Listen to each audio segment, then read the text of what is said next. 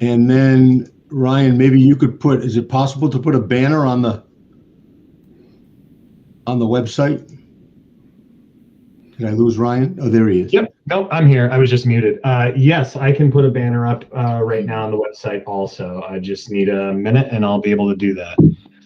And then once I'm sure that you're all set, David, with recording and whoever needs to be a co-host and the participants is all set, you got everything off, I'm going to jump out, but you've got that number for I me do.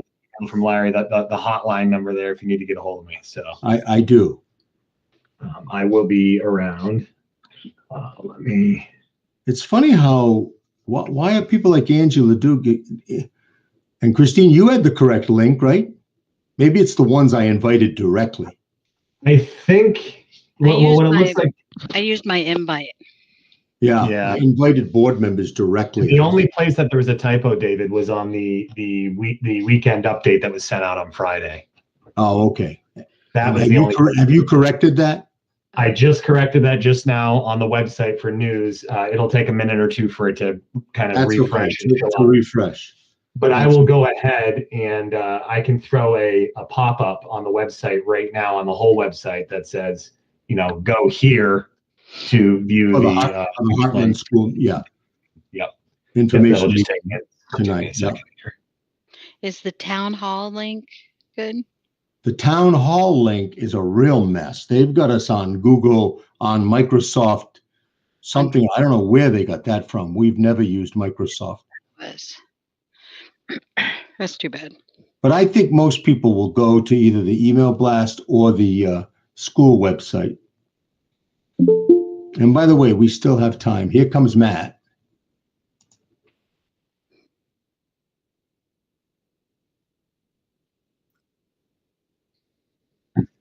Yeah, the agenda is the town warning. I'm sorry, go ahead.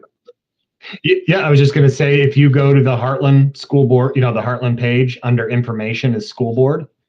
And then right on school board page, the agendas tab is the first one. And the very top item says the town warning.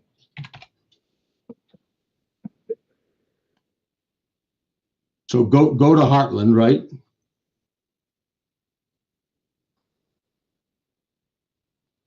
Then go to school board, right? Yeah. And then you'll see at the very top, the Hartland Town Warning.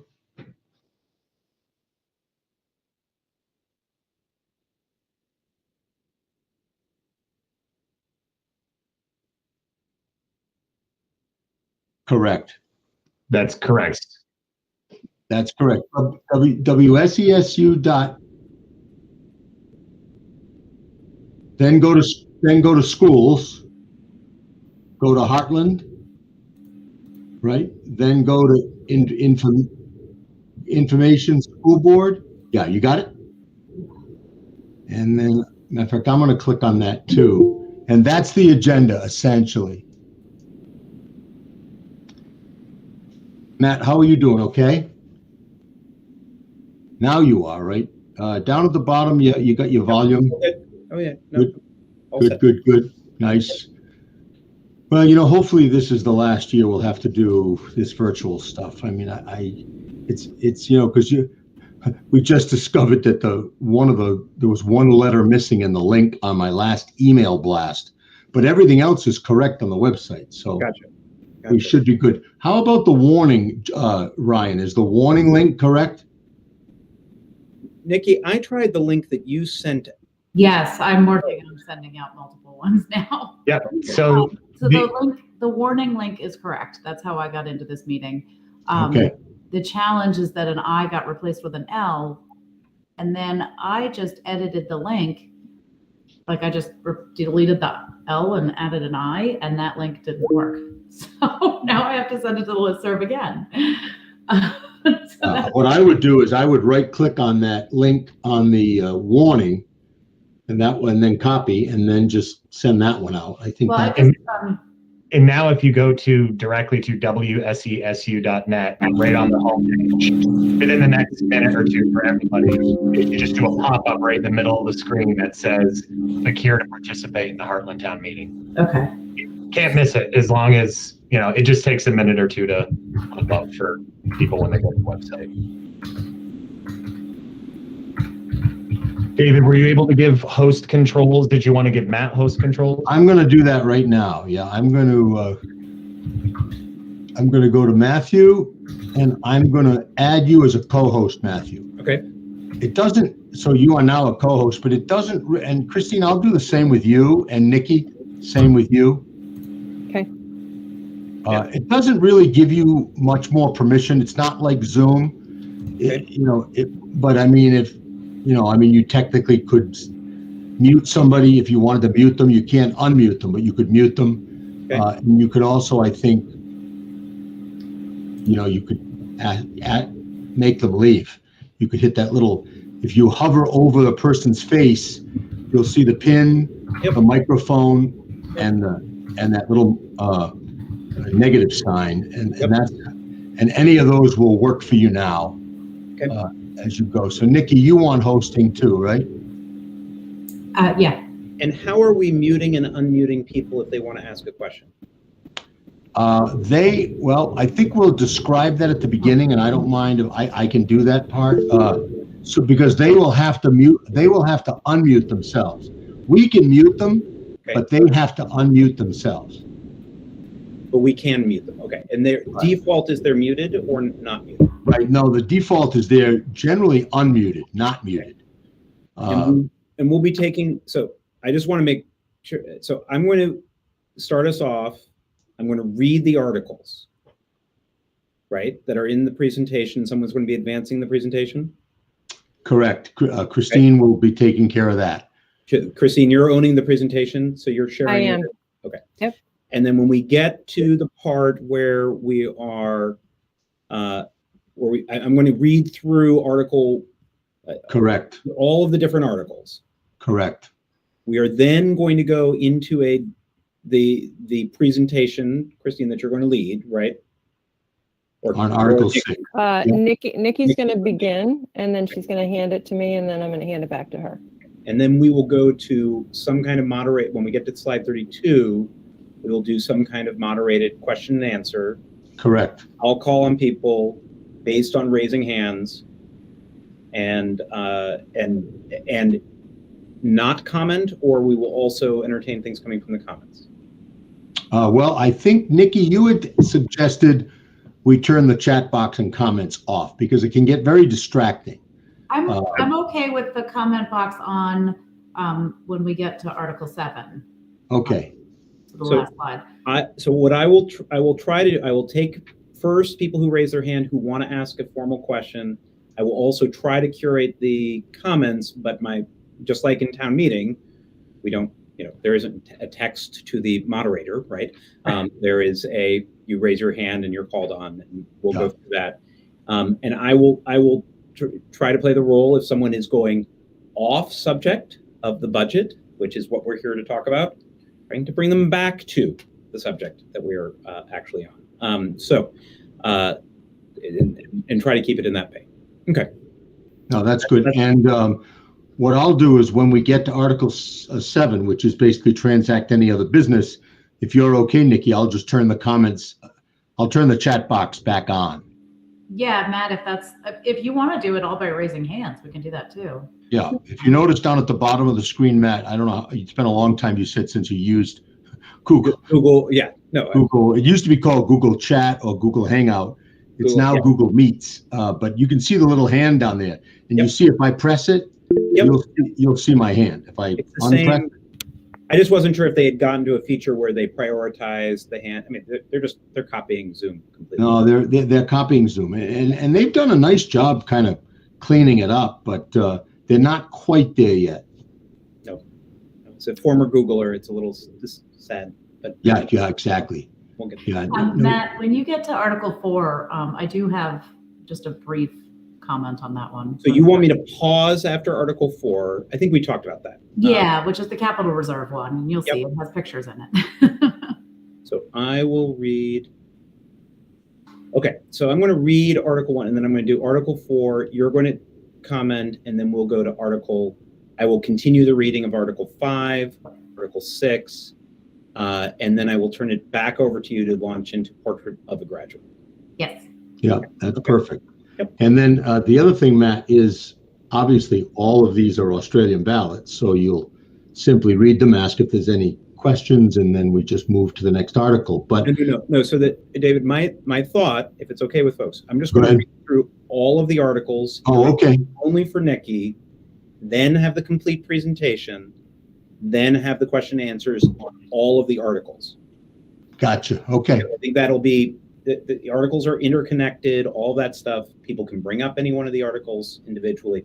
I think that'll be a more, rather than jumping into questions before Nikki and Christine have had a chance to just explain what it is that it's a, that we're Yeah, no, that's a good, I like that, Matt. I think that'll work. And we did have a slide with the warning, but I think it might be too distracting, Christine.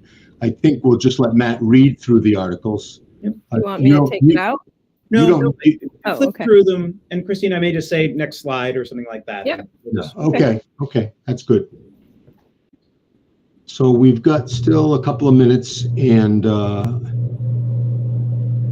Nikki, were you able to get out the correct link to the listserv? And if they go to the web page, the school web page, there's a big now banner that tells people how to get there. Apparently, in my last email blast, the link was off by one. Right. That's the only place I'm told it's off, except on the town website. The town, Really? I actually just went to the town website. I don't see anything for the school. It's just the town meeting, Okay, all right, that's good. which that is makes- confusing, but it's not. Yeah, well, maybe Chico was referring to the. And my confusion was that I was using Nikki's original listserv link. Yeah. I was like, well, that's got to be the right one. And I was like, I can't get in. Nope. Nope. That'll slow And you then down. what's frustrating is I sent out a second listserv link and I manually changed the L to an I, and it won't work, even though the URL is right. So then But I you resent it to the listserv, right? try 3 listserv email. 3 listserv emails. The name of democracy, you can't get too much email. No, that's true. And I don't know, this is one of the downsides, and I know, Matt, you're an advocate for in-person, but one of the downsides of virtual is that, first of all, you can have that technology glitch, but also... So who's going to be admitting? I'll take care of that. Yeah, I'll do that. Okay. You never know whether you're going to be flooded with participants, because we've had some great turnout at times, and then other times, nobody. Yep. So it's just kind of the way it goes. And who is taking minutes tonight, Nikki?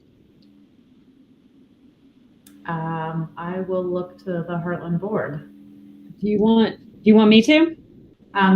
Yeah, I think Beth is officially our clerk, right? That's right. Beth is. Sorry, Beth. I didn't even take it from But you. I can let Beth defer. You're to you more then. than welcome if that's the case. No, if you want to do it, actually, because of who our moderator is, it probably makes more sense for you to do it. Actually, Absolutely. I'll get a Google Doc up and I want to be clear, we have Yeah. lots of distance right now. I am all the way in 3 corners, damn it. So it's Yes. I like that. That's the way to do it. exactly. In case any arguments break out, we're in different places. That's good. And Beth, you could. I'm going to record this once Matthew says let's start recording, and then he'll call the meeting to order, and then I'll send you the recording also. But essentially, the agenda is going to follow the articles, so that's where the questions will pop in. So that's another way to do it. And David, when are people needing to be admitted versus just coming in? That's a very good question. If they have a Gmail account, they will probably come right in. I see. If they don't, they may not. so I'll take notes and I think I'll put because Nikki, your presentation, I can also get a link and put it in there. So I don't have to try to take notes on that. But then should I be taking notes on questions asked and answers and that kind of stuff? Yes. You can take notes on substantial ones, but we don't have to record every single question. We have to. So I just need to put a link to the meeting in there and a link to your presentation and I'm good. All right. Wouldn't that be nice? Yeah, that's what the meeting minutes have been previously. All right. For those who have joined, we as you may have seen on the listserv, we had some technical difficulties with the link, so we are going to give folks a little bit more time to navigate over here. So I think we should start at 5 after, so 2 more minutes, and then we can get started, and that'll so we will start at 5 in 1 minute, because it is the evening and we have a lot to go over. We're respectful of people's time. And do you want to share, Christine, the slide just to make sure you have that prepped and ready to go? And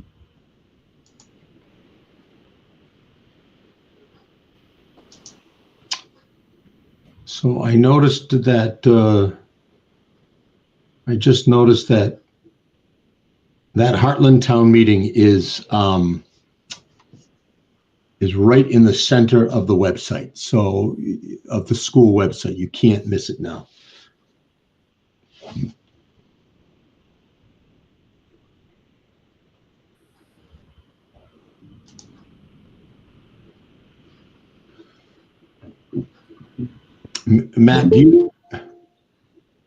Matt, once we start recording, do you want me to go over the idiosyncrasies of where the buttons are and all that stuff, or do you want to do that? Nope, happy to do it. Good.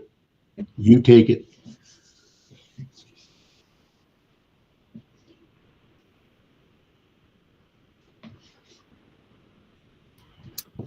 All right, I think we've given ample time for folks to come in a little bit late. I'm sure other folks will be joining us. But with that, I'm going to call to order the informational meeting of... Just 1 second, Matt. Let me start recording, okay? Okay, great. All right, we will be recording in a matter of seconds here. We are now recording. It's all yours, Matt. Great. Thank you, David. Welcome, everyone. I'm calling to order officially the informational meeting for the school budget, which will be voted on by Australian Ballot next Tuesday, or before then, but the deadline for getting in your ballot is next Tuesday. What we are going to be doing this via the Google Meets setup that you have all been joining. And there's a couple of protocol things that I'm going to ask and then explain how we're going to conduct this meeting today. The first is that we will ask everyone to stay on mute. You should default to mute until the time when we are going to be asking for input and when people are called upon. You should be able to see the mute button and unmute button at the bottom of your screen.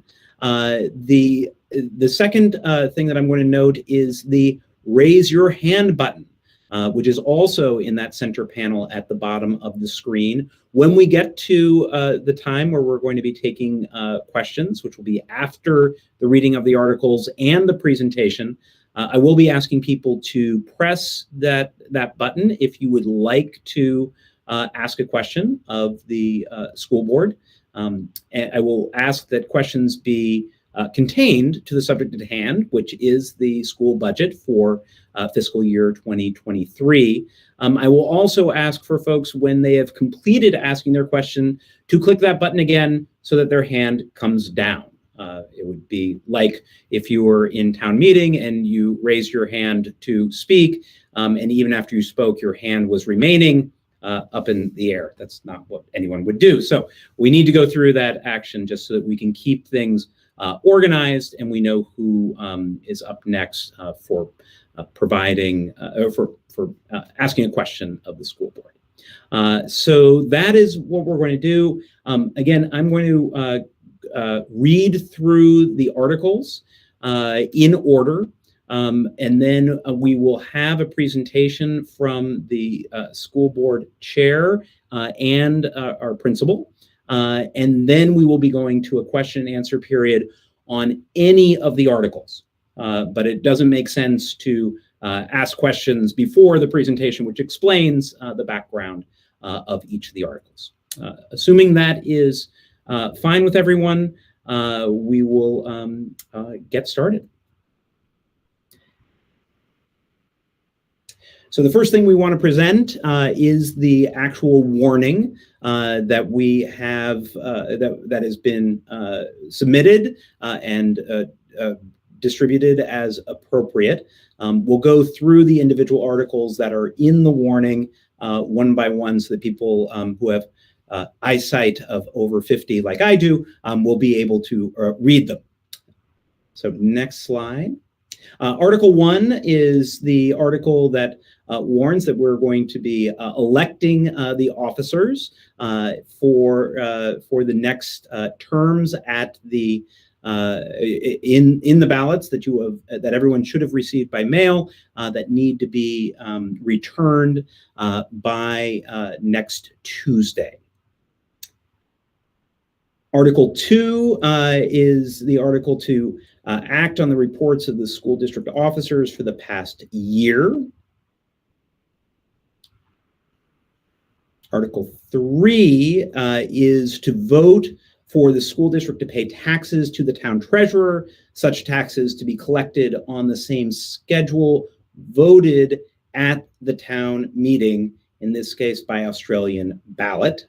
So this is the ability to raise the revenue in order to pay for the budget that you will be asked to consider to vote on. Article 4, shall the voters of the town of Hartland approve the use of capital reserve funds in the total amount of $54,600 for improvements to the food service line in an amount not to exceed $25,000 and improvements to the water lines in several classrooms in an amount not to exceed $29,600. And this will be also, as you may have seen on your ballot, an individual Australian ballot item. Before I go on to Article 5, I'm going to ask Nikki Buck, our school board chair, to talk just a little bit about this before we go on to the other articles in the general presentation. So I just wanted to highlight why these improvements are necessary. For the plumbing, we have a 50-year-old building. When the building was designed, the sinks were placed slightly in the room so that students can access the sink from all sides. And this meant that the plumbing went through the concrete floor and is dispersed throughout the building under the concrete floor. As you can imagine, 50-year-old plumbing starts to leak, and the challenge is that this plumbing is in a concrete floor. So this article allows us to shift the sinks from the middle of the room over to the wall and to rerun the plumbing in the wall where it can be accessed in the event of a problem. So this is a modernization and to prevent leaking for the sinks. The food service line is also 50 years old. And as you can imagine, you can look at the existing on the left. The 50-year-old service line does not have the same sneeze guards or food protection that a modern food service line has. Additionally, the food, just the quality of the ability to keep food warm or cold is not. It's modern. We're proposing to modernize that as well. 50-year-old technology for food warming is not effective. So you can see on the right is the proposed model. We would make this in Hartland elementary colors, so it would be blue. And it provides sneeze guards all around the food. It provides a better serving line for the people working in the kitchen, and it also modernizes the heating technology. That's it.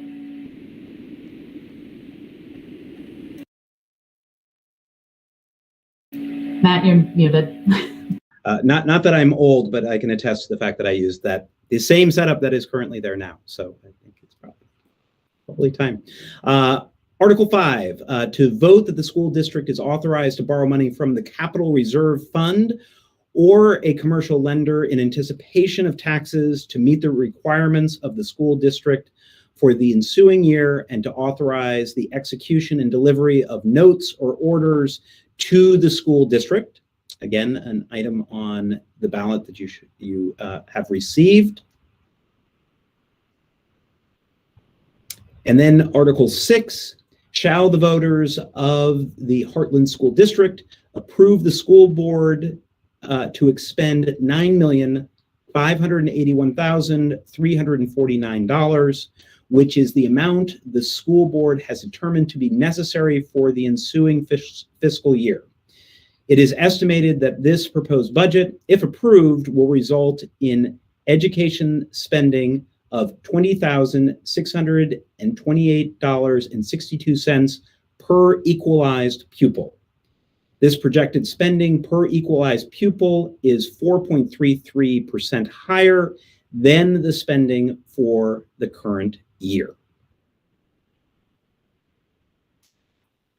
So that is the reading of the articles, which we just want to make sure that we do in a formalized way. Now I will turn it over to Nikki Buck to start the presentation, and she will hand off during certain portions to Principal Christine Bourne.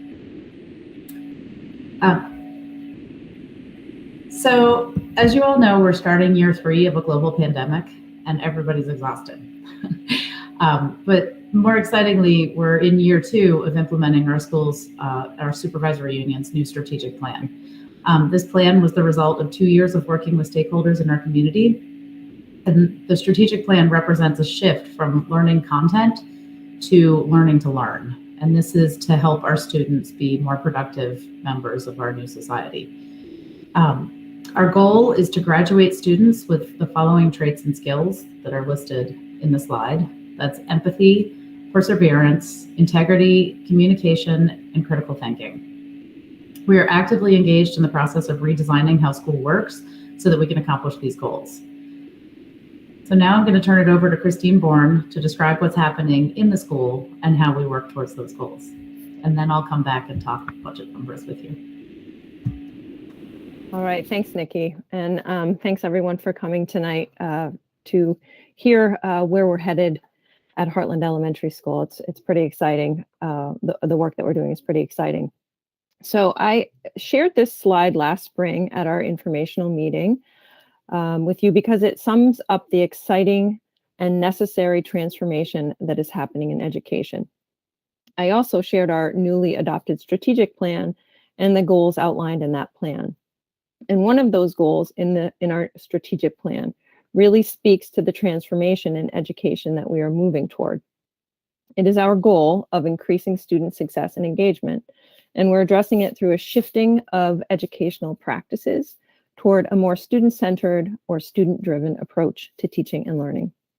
We know that this shift in education is critical if our students are going to thrive in the complex, rapidly changing world that we all live in. Students must be able to apply content knowledge to solve real-world problems, communicate effectively, and collaborate with others. They must become self-determined learners. Under the direction of Tina Skehan, who I think is in this meet tonight, she's our pretty amazing librarian and STEAM coordinator. Teachers have been working collaboratively on this goal of increasing student success and engagement. Teacher teams work together to plan interdisciplinary units of study. We refer to them as IDL units. And these units provide students with opportunities to be in the driver's seat when it comes to how and what they learn. It is magical to see the transformation that happens when students are given voice and choice and ownership of their learning. And so we're going to show you a small snippet of what the shift looks like in our school.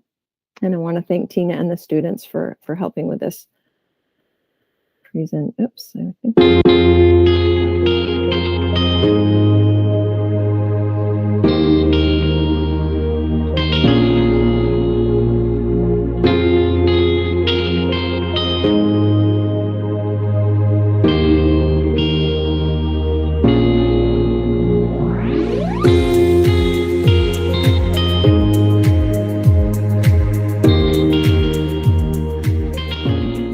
Okay, so what are you doing in IDL right now? At the moment, we're using a program called EdScratch, and we have these little robots, and it's kind of like the program Scratch, and it's coding with blocks, and you can program the robots to do certain things. and it's gonna help us learn coding. And then later on, we're gonna do a compost program, so we can help save like food scraps and stuff for the school, and that'll help with the garden so we can grow more food. Okay, what's been your favorite part of IDL so far? I kind of like the hands-on learning because it gives you a way to actually experience the things that you're learning, and it helps you visualize with them. So it's not just like learning, like you can actually experience it. So you prefer that over paper? Yeah. Doing paperwork? Okay, thank you.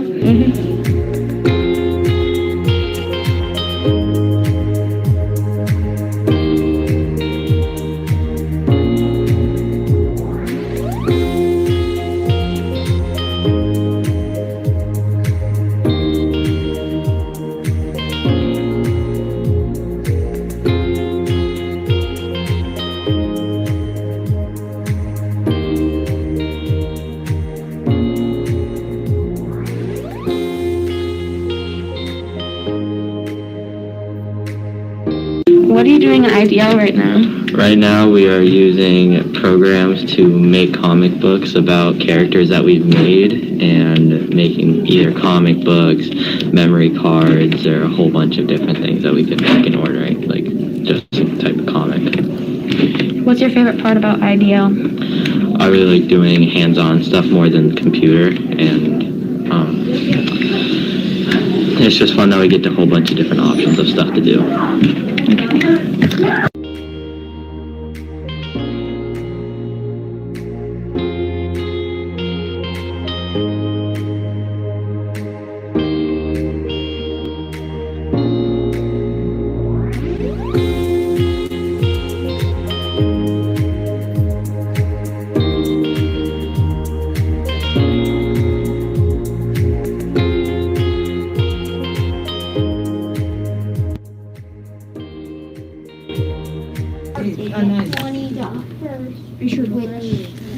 Oh, huh.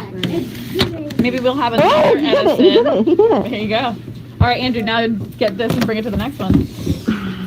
Oh, God. No one is 50 hours is 5 days. Yeah! 24 hours in a day. 48 hours in 2 days. Ooh. This is where it goes down. Go up. It's up. No, it's not. It's up.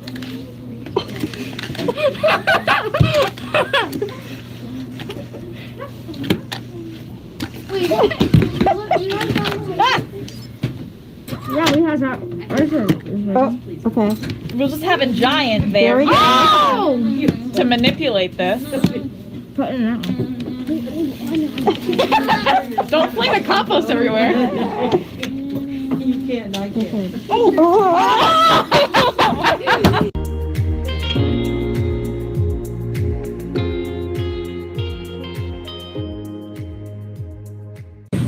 What was your favorite IDL project so far? when we made the map. My favorite project was when we made the map. Why was that your favorite? Because we got to make these little puddles and bushes and roads and stuff like that.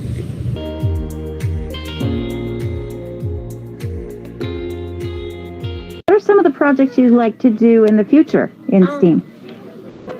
I want to make solar-powered planes to fly.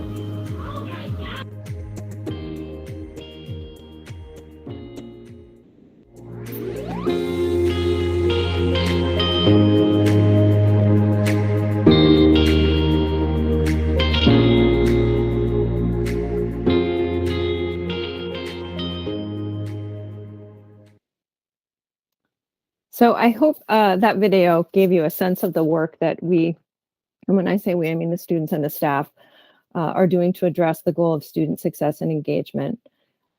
Increasing student success and engagement is a big part of our strategic plan and one of our main goals. But we also have two other goals that we're going to talk about tonight that are part of our strategic plan and also part of our recovery plan, which is what I'm going to talk about next. Let me see if I can. I think I have to. All right.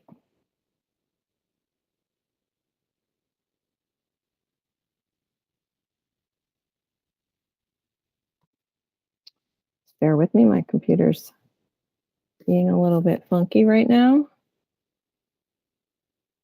Oh. Give me 1 second.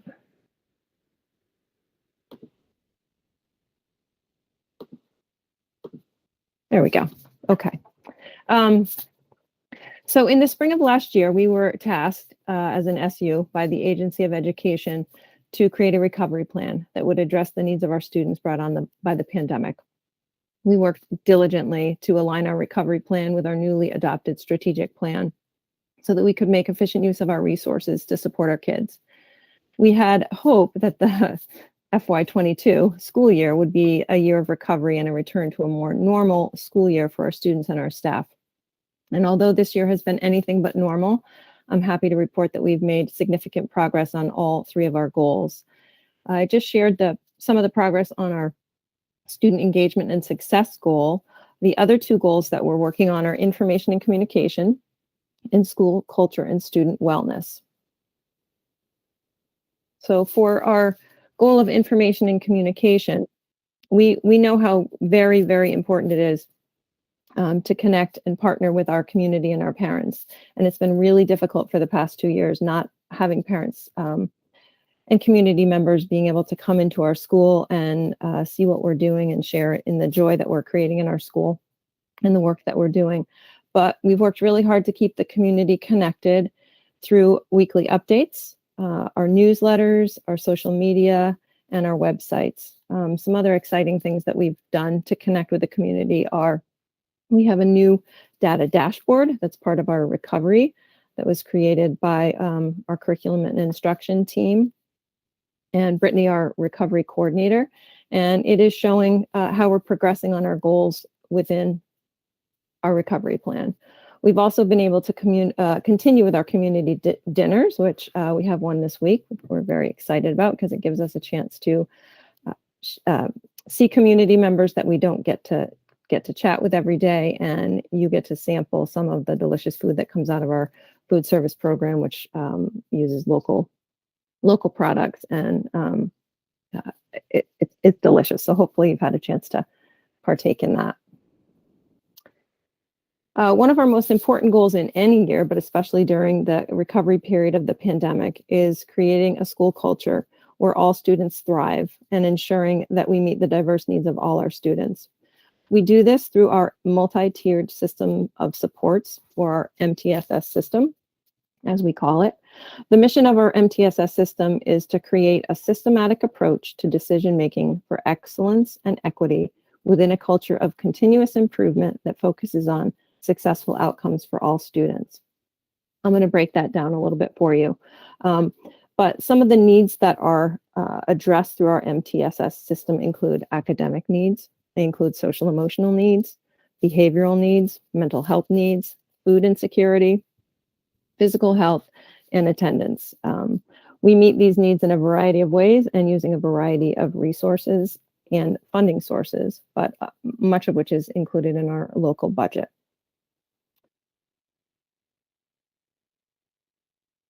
The question that drives our MTS system is, what does each student need to succeed? And so I'm going to break down the process for you so you can understand kind of what it looks like in practice. So you're a teacher and you're in a classroom and you're using data and you're using observation and you're using your expertise and you're noticing a student that is in need of something more or something different. And so you would go to the pod level interventionist and you would ask the pod level interventionist to schedule this student on the Kid Talk agenda for the next week.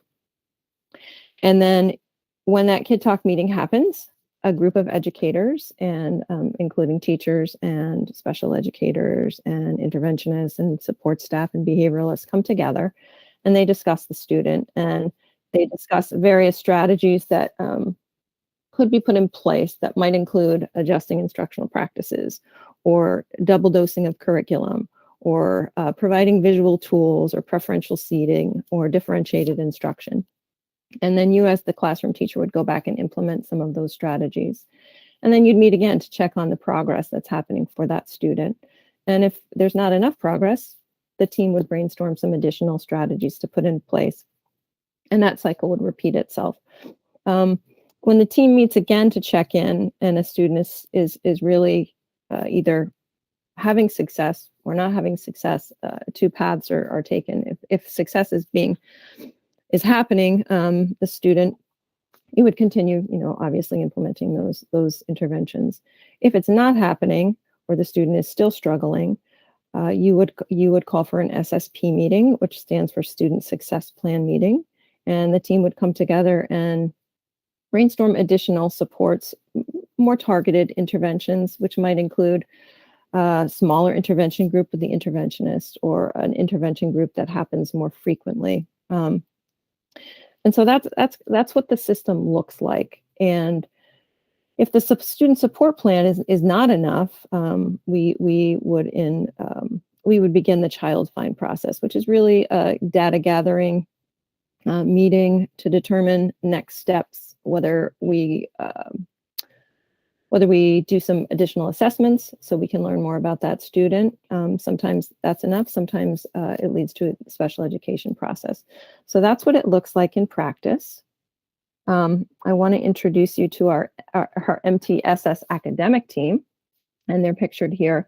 They are led by our MTSS building coordinator, who is our assistant principal, Lindsay Perkins, and our team of interventionists.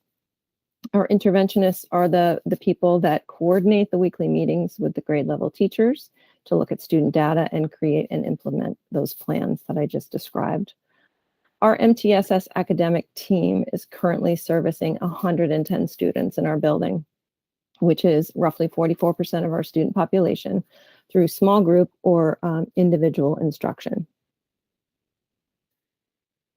This is our MTSS social emotional behavior support team, and it is made up of our 2 school counselors, an HCRS clinician, 2 social emotional interventionists, our assistant principal, our We Are Hope coach, our nurse, and a board certified behavior analyst, and our homeschool coordinator, who is an SU person but services our school as well. And I will say the stress of the pandemic has caused many students to suffer from mental health issues related to anxiety, stress, depression. It's also caused an increase in challenging behaviors in our school. Our team meets weekly to discuss students who need social, emotional, or behavior supports. We create plans, we apply resources, we meet with families and other local agencies to ensure that the needs of these students are being addressed. It's a real wraparound approach. The team as a whole works with all HES students at the universal level through social emotional learning classes taught by one of our school counselors. Our advisory program at the middle level, which allows teachers to really develop strong, trusting relationships with students, which we know is very impactful and necessary, and in-class proactive supports. They also work with students who need more on an individual or small group basis. So from October of this year to January, our social emotional interventionists have provided roughly 250 proactive interactions, which are check-in, check-outs, scheduled breaks with kiddos per month. And we're called roughly 200 times per month to respond to a student in need of support for de-escalation or regulation or validation, which really allows those kids to de-escalate and then get back to class and continue with their learning right along with their peers. Our school counselors, our We Are Hope coach, our HCRS clinician, all of those people together are servicing 70 plus students, one-on-one in daily or weekly sessions with additional small group sessions each week. And I can tell you there's a waiting list to be on those caseloads still. So we are very grateful for the resources that we have at Hartland Elementary School that allow us to work toward meeting the needs of all our students. And on that note, I'm going to turn the presentation over to Nikki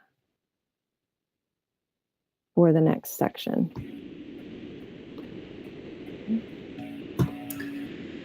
So now we're getting into the budget numbers. I think Christine gave a good overview of some of the positive things that we're implementing in the school that follow on to from our strategic plan. I also think that she enlightened everybody on some of the pretty substantial challenges that we're facing as a result of the pandemic, and getting kids to be able to focus on education in this time is challenging. So moving on to the budget portion of the presentation. Here's an overview of the budget portion and just some background information. Hartland is essentially tied with Windsor and Norwich as the third most popular towns in Windsor County. So we are not a small town within Windsor County. In our school, we take care of between 420 and 430 3-year-olds to 18-year-olds, and those kids represent 12% of our community. We have a poverty rate of 43% as measured by our free and reduced applications, free and reduced lunch applications. And just so that people understand, 7 years ago when my son first started in the school, our free and reduced lunch population was more around 20%. So this is the free and reduced rate has doubled in the last 7 to 8 years. So we're going to go through our student enrollment, our high school costs, the budget goals, changes from FY22 to FY23, projections and rates for FY23, the supervisory union assessment, and the projected tax rates. So next slide. So here you can see our projected student enrollment for FY23. We lost 11 students as a result of the pandemic, and at this point we hope to get them back, but they haven't come back yet. Right now we have, we're projecting 40 pre-K students, but not all of those students will be coming in for kindergarten next year. We estimate approximately 26 new kindergartners, and the incoming class size has been fairly consistent between about 25 and 28 for the last couple of years. And so we are projecting to have, we're servicing 424 students.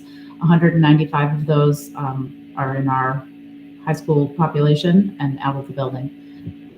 So we can go to the next slide. And my notes are on a different screen. So these are our high school tuition costs. Our high school tuition costs are based on how many students we're serving specifically. So each student has a cost at each of the schools that we send our students to. The average tuition cost per student is around $18,094. And if you look at our full budget numbers, our high school tuition costs account for approximately 30.8% of our budget, and they represent 34% of our students. So we pay close to $3 million to our high schools, but they're servicing 34% of our students, which is fairly reasonable budget-wise. So for a history of our special education costs, you can see here we have a slight increase over last year. And so the special education costs are allocated from the supervisory union based on the number of equalized pupils in the district. So it's not based on the individual students. The supervisory union pays for the individual students and creates a budget for them. And then we pay based on the percentage of equalized pupils that we have, that we service in the supervisory union. The number of special education students is increasing disproportionately to the total number of students. And this increase may be tied to an increase in our free and reduced lunch population. In 2022, the supervisory union serviced approximately 270 students with disabilities, and this represented approximately 23% of our total student population in the SU. To put it in perspective, the average percentage in the United States is 14.4%, and in Vermont, it's 16%. So while our percentages are higher than these averages, this fits with the findings of a Vermont study that districts with higher economically disadvantaged populations have a higher percentage of students that are recognized with disabilities. And so going forward, we're hoping that future state funding formulas recognize the challenge that we're facing with respect to our special education costs. Next slide.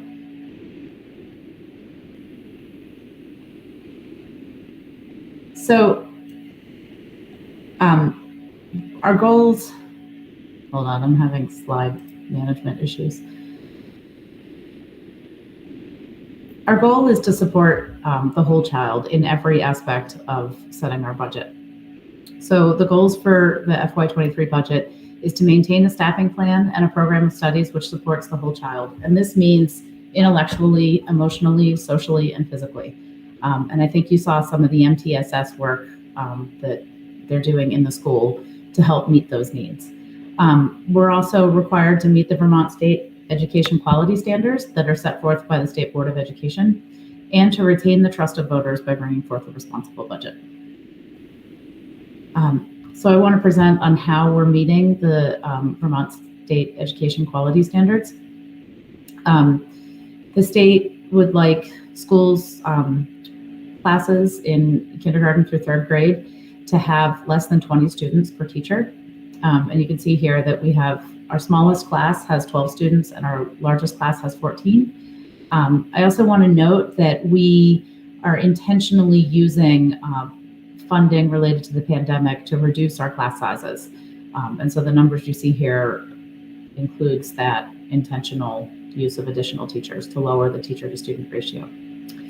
In grades 4 through 8, we're supposed to have less than 25 students per teacher. Our smallest class is 15 and our largest class is 18 students. All core teachers, which are the primary academic subjects, are supposed to teach less than 100 students total. And we have 4 teachers that are teaching 7th and 8th grade, and they service approximately 64 students each. You may remember in a presentation 2 or 3 years ago where we were hitting a point where we were projecting that our core teachers were going to be teaching 110 students each. And so we readjusted our allocation of teachers in order to reduce that workload. For curriculum requirements, we're required to teach PE twice a week to students. We have 2 PE teachers that also teach health education. For approximately every 300 students, you're supposed to have 1 full-time library media specialist. And we have 1 library media specialist who also teaches STEAM. And she's also our IDL leader, who you saw who you saw some of her work in the video. Next slide.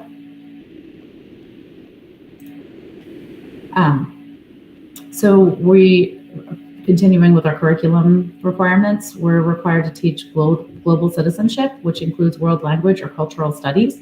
Our 2 Spanish teachers do that. Our K through 5 Spanish teacher services 152 students, and she is primarily embedded in their classroom, working with their teachers to teach Spanish and Spanish culture.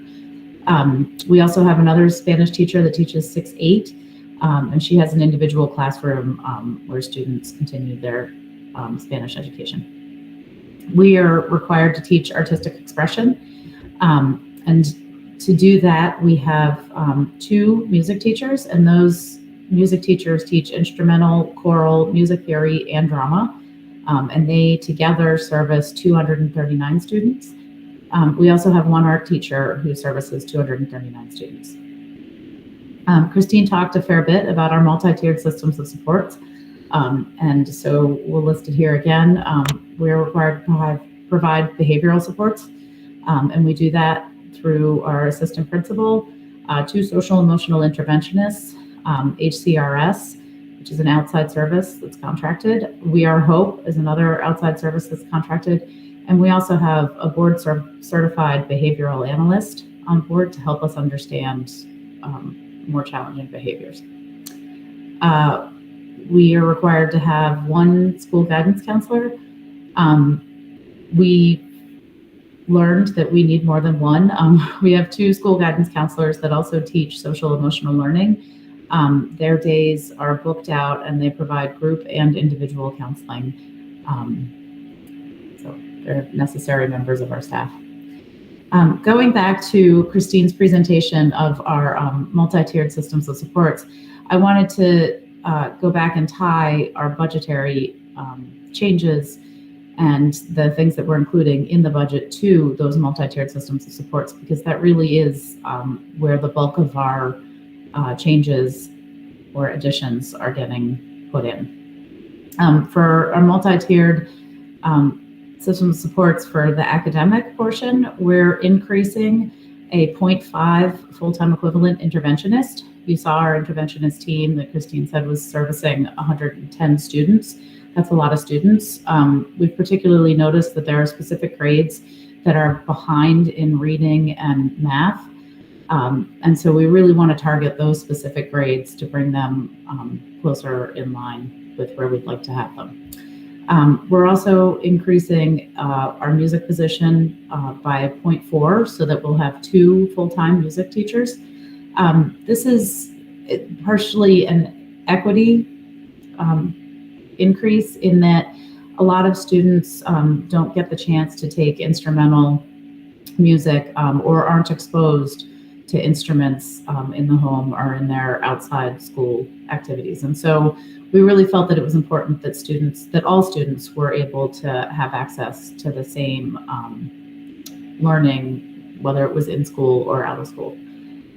The other advantage of this increase is that we've had significant scheduling issues with our music instruction program, and this will allow for more flexible scheduling and less pullouts from important coursework. Moving on to our social emotional behavioral MTSS supports, we're planning on maintaining the current FY22 services. As Christine mentioned, we do have a backlog of people that are trying to get into services, but we're hoping that as the pandemic subsides, that will also subside. So we're going to maintain the FY22 services. One of the things that we as a board has felt is important is that we need to address food insecurity in our community. Approximately 10% of our students have true food insecurity, and we think it's important to provide them access to locally grown, where possible, homemade foods during the school week. So as you notice, we're trying to upgrade our food service line to provide quality food for all students. In the future, we hope to provide universal meals, which would be meals served for free to all students. This year, they are served free thanks to the state in their pandemic funding. And we hope to continue this in future years. So you may be hearing more in the next budget presentations. The physical health of our students and their ability to participate in winter activities is also an equity issue. I firmly believe, and a lot of our board members believe, that part of our job as a board is to help raise future Vermonters. And in order to raise future Vermonters, they need to know how to exercise and be physically active in our long winters. And so the school is proposing to fund a good portion of the winter activities, which allows students to learn how to ski, snowshoe, ice skate. There's a long list of activities to teach our students how to do active things in our long winters. And lastly, we need to continue to have good student-teacher collaboration. And we're doing this through maintaining a small class size, especially as we work through our pandemic recovery, and also building in additional time for teachers to collaborate with each other and to discuss students or to meet with students so that those students can feel more connected to their teachers. Next slide. So I talked about a lot of these changes, but here they are listed. We're increasing the music position by 0.4 FTEs. We have a 5% increase in our healthcare cost to our staff. Our staff negotiated a salary increase based on an increased workday, which aligns with the supervisory union. This allows for coordination across the supervisory union with teachers that teach like subjects, which gives our teachers more peers. The special education costs have increased, although not as much as in previous years. Our high school tuition costs have increased as a result of increased costs at the schools that we tuition them to.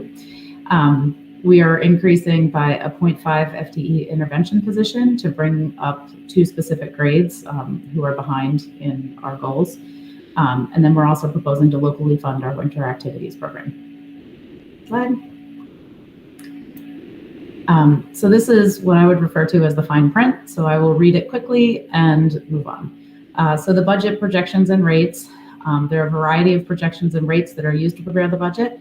Some of these numbers are calculated or determined by the Vermont Department of Education, the legislature, and that would include the number of equalized pupils, the common level of appraisal, and the tax rate.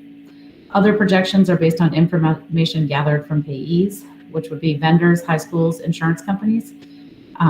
Some rates and costs change after the budget is voted on by the local community, and that could be the tax rates, which, as far as I know, are currently not set, the state reimbursement rates, and negotiated salaries. Those, at least we know, are set. Therefore, this budget is a best estimate and cannot be precisely calculated. Slide. Okay, so here's our proposed budget. And what you can see here is that manpower is our greatest expense in the budget. The wages and the benefits lines are combined, makes up the largest percentage of our budget. Our SU assessment is also primarily to manpower through the business office and our special education teachers and staff. After we look at our manpower, our next highest budgetary item is our tuition to high school students. And then the remaining 6% of the budget goes towards supplies, contracted services, and maintaining the building. Next slide. So now we take a look at the supervisory union assessment for Hartland. And again, this is based on the number of equalized pupils and the percentage that that represents within our supervisory union. So the assessment to the SU covers the business costs of running a business with employees and costs, buildings, our special education program, our early childhood program, which is the ages 3 through 5, the pre-kindergarten program, and then our food service program that is shared amongst all of the SU schools. So you can see here the difference in our supervisory union assessment is $265,210. Next slide. So how does this impact our taxes, which is what everybody really wants to get down to? The current tax rate is $1.737. And we're projecting that that's going to go up 3 pennies, which would be $1.767. So if you have a home value of $100,000, it would go up $30. If you have a home value of $500,000, it would go up $150. And so then we can move to questions. Matt, I'm going to turn it back to you.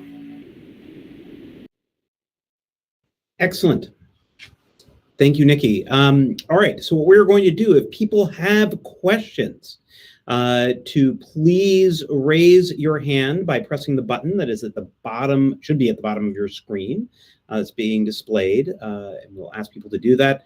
I'm happy to then call on people as they do that, and we will then work through it in an orderly fashion. I will, if there are people who are wanting to ask a follow-up question, I will make sure that we have heard from everyone before going back to someone a second time. And then I will ask that when people have finished asking their question, that I believe what they do is they press the hand button again, and it will take their hand back down. So first question is coming from Jim Riley, who should be able to unmute himself. Thanks, Matt. Probably a couple easy questions. How many elementary school students are there and how many high school students?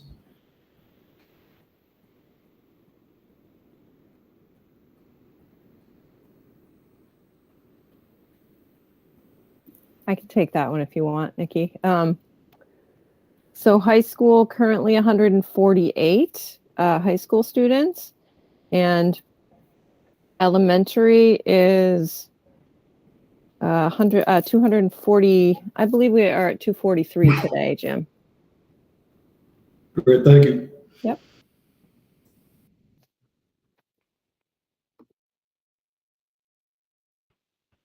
Great. Are there any other questions? If you have a question, please feel free to raise your hand.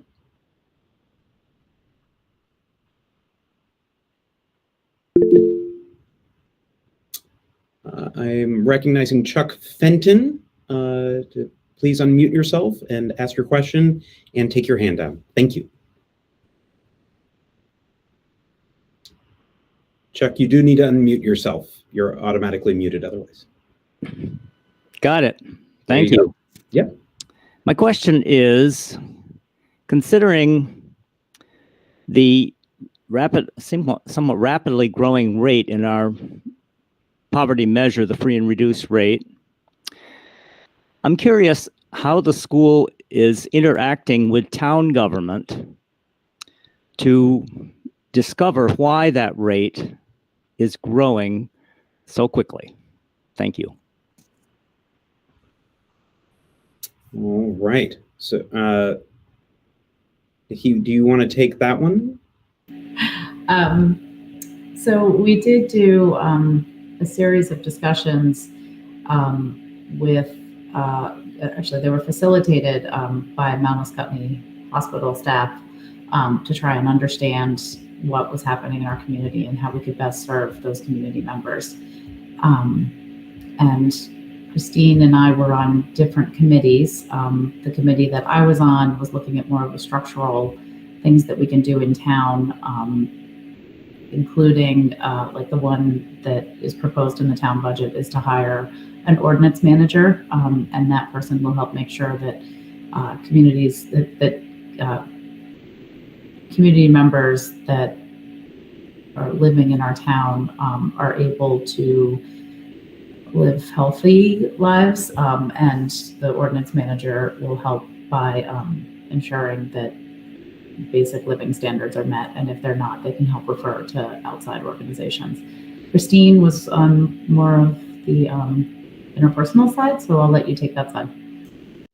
Yeah, I was on the team that was really looking at social services, access to what is available for families, and making sure families were pointed in the right direction and helped along the way, and how that process worked.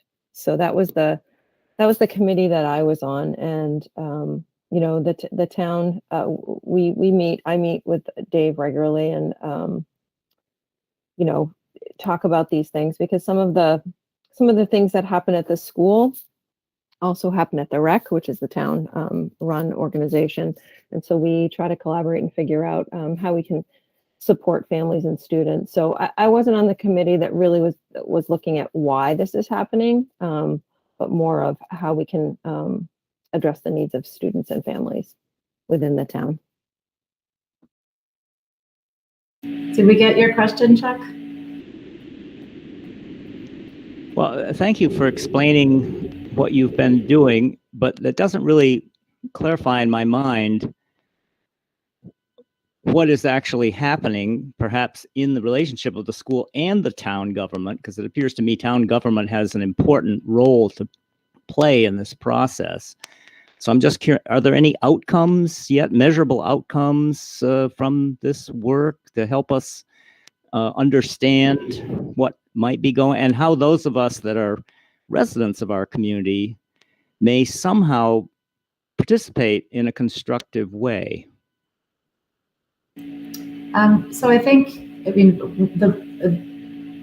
so I'll say anecdotally, some of the challenges that we're facing is families moving back in with their parents, and And then also, for whatever reason, in the inability to find a job or excess housing costs in our communities. And then the other thing that we've noticed is a lot of our grandparents are now the primary guardians of students. And so those are two of the things that we're observing, I guess, is to highlight what is happening and why it's becoming a problem. Not that it's a problem, but it's certainly a challenge to be faced. As far as how things are changing and the implementation of it, that takes a lot of time. And the ordinance position that's proposed in our town budget was one of the biggest outcomes of the group that I was working with. And so I guess I'll put in a plug for the town budget and approving the ordinance position, because I think that that's really going to help us get a handle on what's going on in the community. Because right now, my understanding from being on the committees is that we just don't have the staffing to have somebody out there all the time figuring out what's happening on every single road all over town.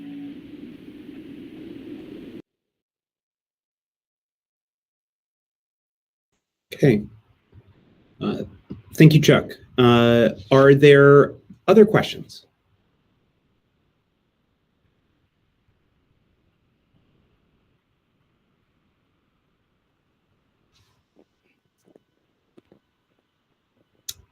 I do know there's one person who is on the phone. If they have a question, I don't think they're able to actually raise their hand. They would be welcome to unmute themselves and ask a question. Just want to make sure we're including folks who may not be able to use the computer systems to be able to participate.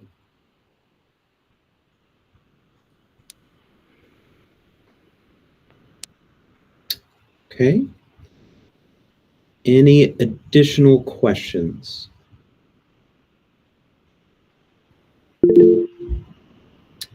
Chuck, would you like to ask a follow-up question? Thank you, Matt. Yes, I would. And perhaps this is for Dr. Baker. I'm also curious about the delta or the difference between our residential and non-residential rate. Our residential rate is considerably higher than our non-residential rate, as I'm sure you know, and it seems to be growing every year. That variation appears to be growing, and this year my understanding is it's about 13 cents. In other words, the residential rate is higher than the non-res rate by about 13 cents. And over the years that we've had this tax formula from the state, many towns that I've had experience with, usually it's the other way around. So I don't know if Dr. Baker may be the appropriate one to help us understand that, but I am curious why this delta, this difference between those two rates is growing so rapidly, and it's favoring the non-residential rate, which is actually growing less rapidly. Thank you. Yeah, Chuck, this is David Baker. I don't have a good, clean answer. Our business manager, Ed Connors, I think is also on with us tonight. I don't know if Ed knows the difference or what's creating the gap between the homestead rate and the residential, the homestead rate and the non-residential rate. Ed, do you have an answer to that question and why that gap appears to be growing a little bit? As far as when I look at the two different rates, the homestead rate is subject to legislative adjustment, meaning they can change the rate at any given moment in any legislative session, whereas the rate for the homestead is based off of yields. So I'm not sure why the two rates have been diverging in the rate that they have been, but as a purely almost a guess, I would say it would be the fact that the cost per pupil for your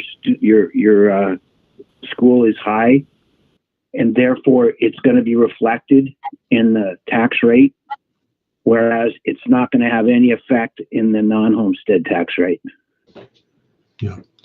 Yeah. And Chuck, that without being an expert, that's what I was going to say. The non-homestead tax rate isn't affected by any variables other than what the legislature sets as that rate, whereas the residential rate definitely is going to be driven by by the equalized pupils numbers and the expenditure budget, and those pieces that we have a little more control over. Ed, the only other question I'd ask, and certainly not to put you on the spot, but do we see that differential in our other two districts, Mount Scottney School District and the Wethersfield School District? Does there appear to be a divergence like that?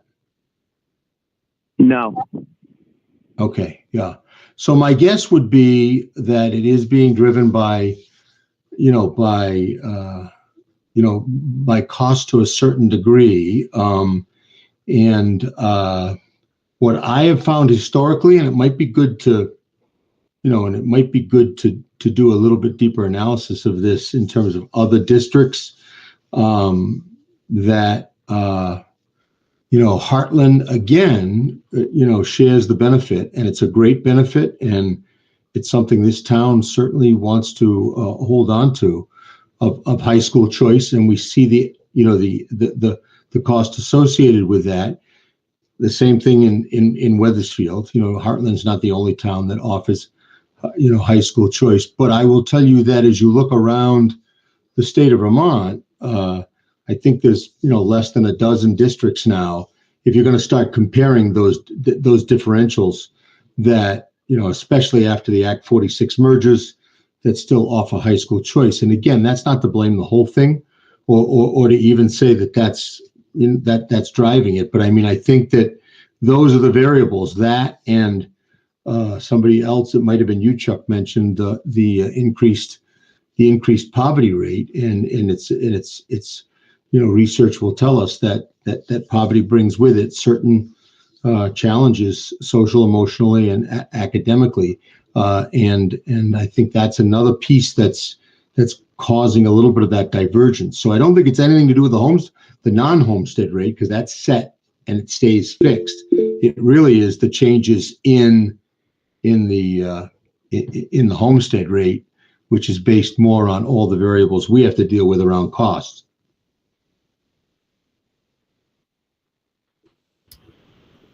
Great. Thank you, David. Stacy Bradley has her hand up. Stacy, if you want to unmute yourself and take down your hand and ask a question. Thank you, Matt. Not so much a question, a couple of comments. One, basically in relation to the last question, David Baker and Ed both basically got that right. Homestead tax rates are affected by the equalized per pupil spending in a town, and the non-homestead tax rate is not.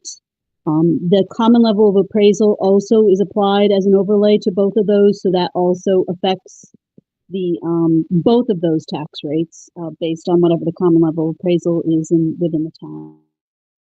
And then just otherwise a comment that I've wanted to say, for the first time in 2 years, I was able to go into Hartland Elementary School on Monday and participate as a person to see presentations done by middle school students doing Shark Tank style presentations. And it was just wonderful to see these young people and see what they're capable of doing. It just constantly amazes me. And it was so wonderful to be able to step back into that environment again. And I appreciate everything that you all have done in the last 2 years. Thank you.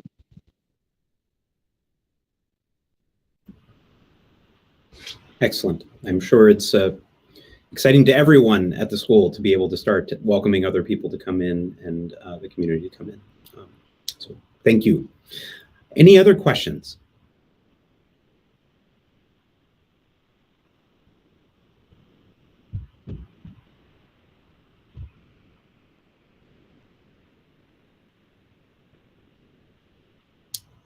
Okay, I have attempted a couple of uncomfortable silences to get people to participate, but it is after 8 o'clock. And unless I see anyone else raise their hand, I think that concludes the business we have for today. I would like to remind everyone to please vote. All ballots have been mailed to individuals, and they do need to either mail them back in or they can place them in the drop box that is conveniently located in front of the town hall, or bring them into the clerk's office during regular off hours. The drop box is much more convenient. Oh, there is Article 7. David, is that right?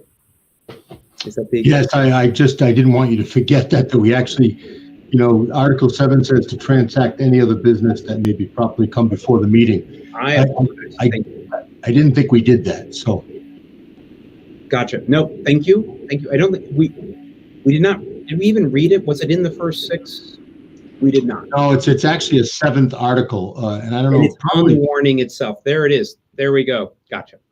I apologize. So I will still say that you need to, if you're going to vote, you do need to get your ballot in. You may not want to trust the mail, and there will be people collecting ballots on Tuesday all day if you want to come by to hand off your ballot in person. But thank you, David. I should have had the actual warning in front of me as opposed to just relying on the slides. But Article 7, to transact any other business which may properly come before the meeting. I don't know of any other business that people are anticipating, but if anyone has a, Nikki, do you have a comment you would like to add at this time? Excellent. I think that this is an appropriate time to give a huge thank you to Scott Richardson for all the years of service that he's done on the Hartland board. He has done a ton of work, and he was our head negotiator for many years, which was very hard work. And so I just wanted to take a second to publicly say thank you, Scott, and we're going to miss you. Thank you. You're welcome too. Having been in all 8 years at Hartland Elementary School with Scott, knew his commitment then. He ate from that same cafeteria line that we're finally up. We did, Matt. That's right. We did indeed. Thank you. Thank you for your service. Great. Any other business which may properly come before the meeting?